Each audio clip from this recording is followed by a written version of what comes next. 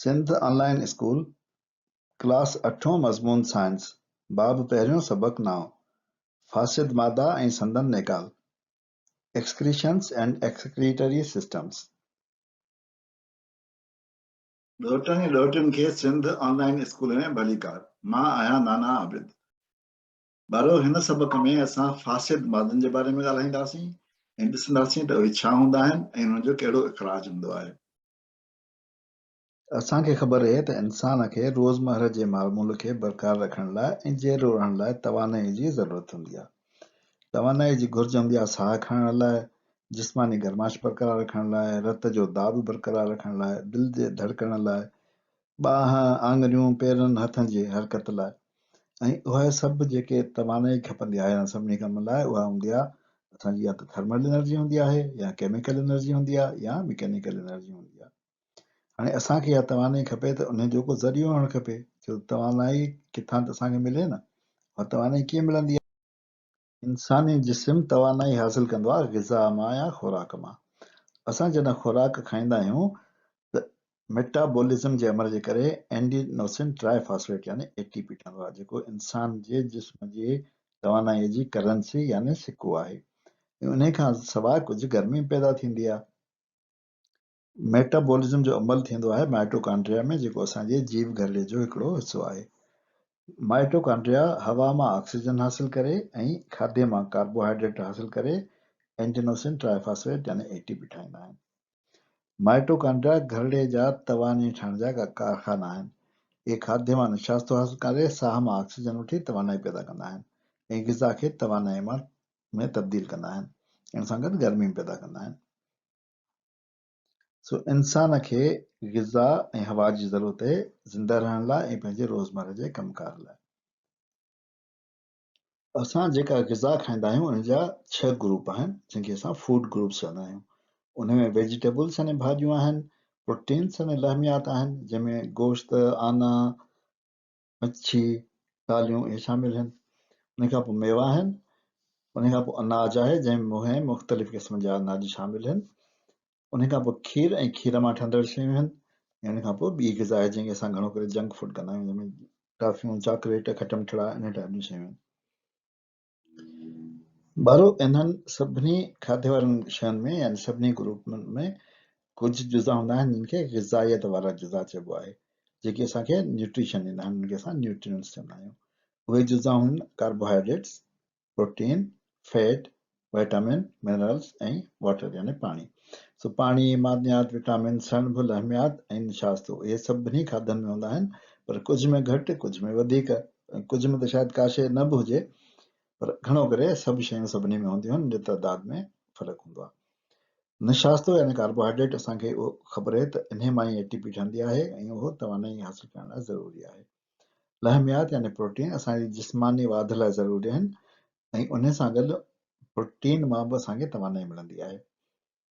सणभ यानी फैट्स असांजे दिमाग़ जी वाध लाइ ज़रूरी आहिनि ऐं सणभ निशास्ते जो ज़ख़ीरो हूंदो आहे। असांजे जिस्म में तवानाई जो ज़ख़ीरो आहे। जॾहिं असांखे निशास्तो घटि मिलंदो आहे त असांजो जिस्म जेको जमा थियल सणभ हूंदो आहे उनखे इस्तेमालु करे पंहिंजी तवानाई पूरी कंदो आहे। विटामिन ऐं मिनरल्स हॾियुनि लाइ, ज़ख़्मनि जे भरिजण लाइ ऐं इंसान जे मदाफ़ियती सिरिश्ते लाइ ज़रूरी आहिनि। ऐं पाणी असांजे ग़िज़ा जी सॼे जिस्म में तरसील में मदद कंदो आहे। असां खाधो जेको खाऊं था उहो असांजे हाज़मे वारे सिरिश्ते जे ज़रिए असांजे जिस्म खे तवानाई पहुचाए थो। असां जेको खाधो खाईंदासीं उन में जीअं असां ॾिठो त कुझु ग़िज़ाइत वारा जुज़ा हूंदा, पर कुझु जुज़ा अहिड़ा हूंदा जेके नेकार यानी बेकार जुज़ा हूंदा, जिनखे असां भोग चई सघूं था। उन्हनि में ग़िज़ाइत कोन हूंदी ऐं असांजे जिस्म में जज़्ब बि कोन थींदा, उहे असांजे जिस्म में हज़म बि कोन थींदा। जेके ग़िज़ाइत वारा जुज़ा आहिनि उन मां कुझु त जज़्ब थी वेंदा, पर जेके ज़रूरत खां वधीक हूंदा असांजी उहे जज़्ब कोन थींदा, उहे उहे जो उहे पिया हूंदा।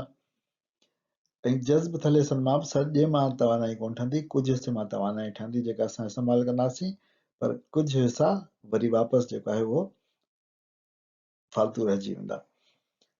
सो अहिड़ी तरह सां ॾिठो त जेको खाधो असां खाऊं था उन मां कुझु हिसे मां ई तवानाई ठहे थी ऐं बाक़ी हिसा जेके आहिनि उहे बेकार, फालतू या वेस्ट आहिनि। ये सभु असांजो वेस्ट आहे, जेके मां लिखी छॾियां त ही वेस्ट आहिनि। पर इन वेस्ट खां सवाइ असांखे ख़बर आहे त असांजो जिस्म बि कुझु मादा ठाहींदो आहे, जीअं मोल बैक्टीरिया हूंदा आहिनि जेके असांजे जिस्म में हूंदा आहिनि, ज़िंदा बैक्टीरिया बि हूंदा आहिनि जेके असांजे मैदे मां ईंदा आहिनि, ऐं मोल बि हूंदा आहिनि।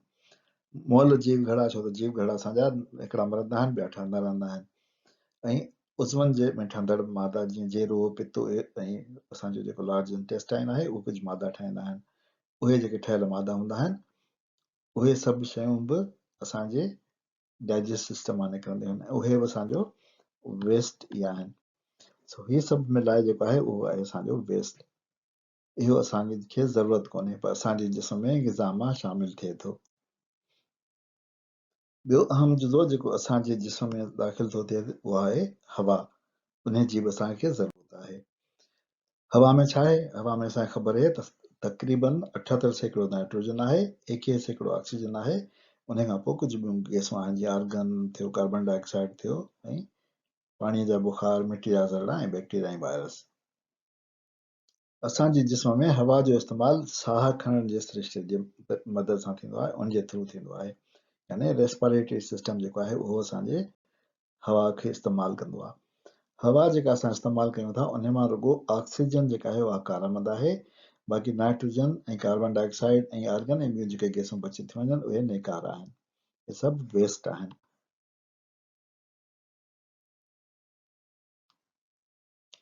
ॿारो जेकॾहिं असां पंहिंजे साह खणण जे अमल खे ॾिसूं, यादि कयूं त असांखे ख़बर आहे त साह खणण जे अमल में कार्बन डाइऑक्साइड जिस्म मां ख़ारिज थींदी आहे, ऐं उहा कार्बन डाइऑक्साइड बि वेस्ट आहे। सो हीउ सॼो असांजे जिस्म जो वेस्ट आहे।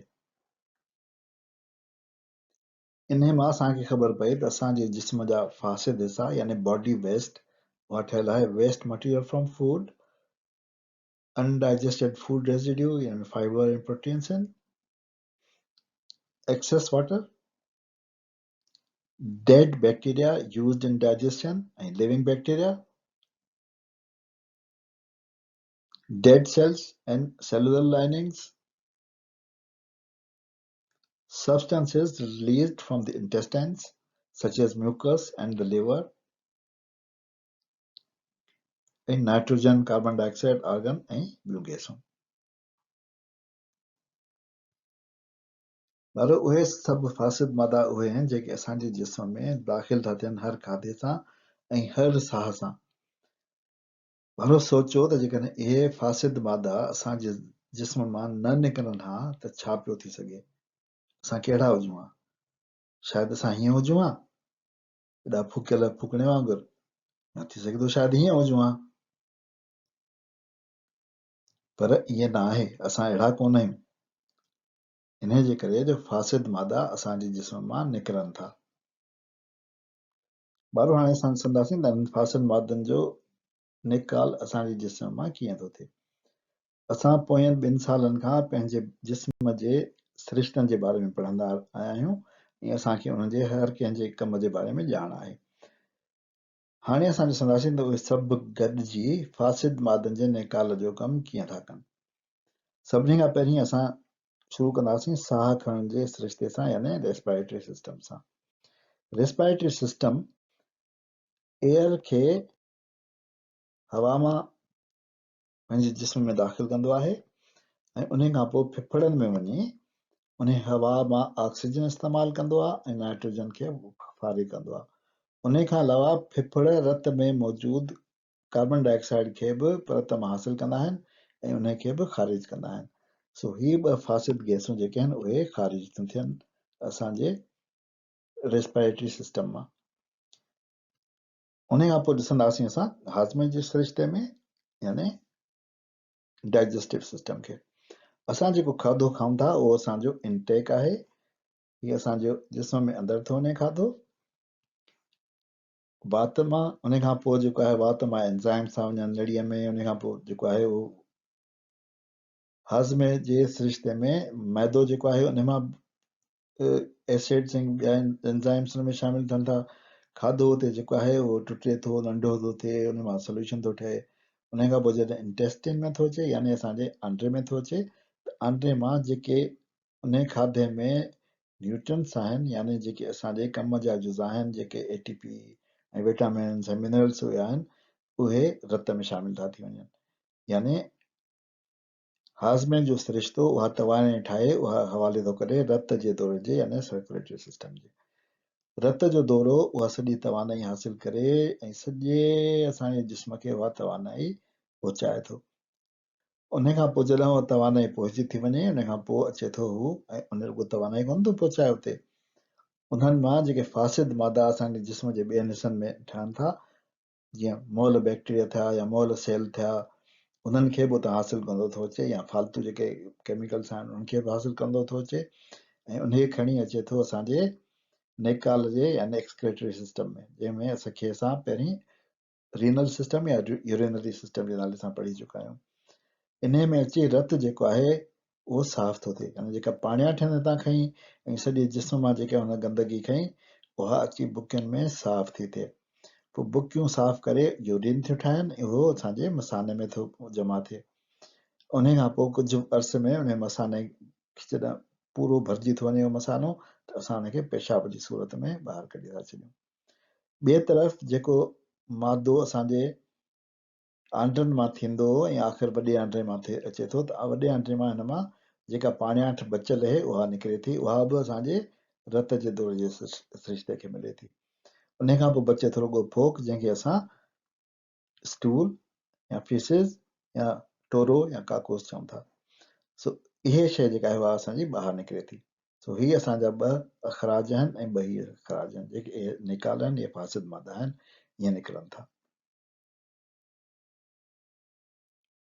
वारो फासिद मादनि जो निकाल असांजे जिस्म मां इन खां अलावा ॿियनि तरीक़नि सां बि थिए थो, जीअं पघिरजणु यानी स्वेटिंग। उन में पघर जेको आहे उहो असांजो जिस्म मां निकितल फासिद मादो आहे, ऐं उन में ॿिया फासिद मादा बि शामिल हूंदा आहिनि। ईयर वैक्स बि फासिद मादा खणी ॿाहिरि निकिरंदो आहे।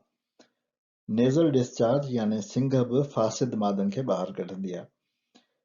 अखियुनि जा ॻोढ़ा बि फासिद मादनि खे ॿाहिरि कढंदा आहिनि, ऐं टिट फूस बि फासिद मादा आहिनि। इन ते असां पंहिंजे अॼोके सबक़ जी पुॼाणी था कयूं।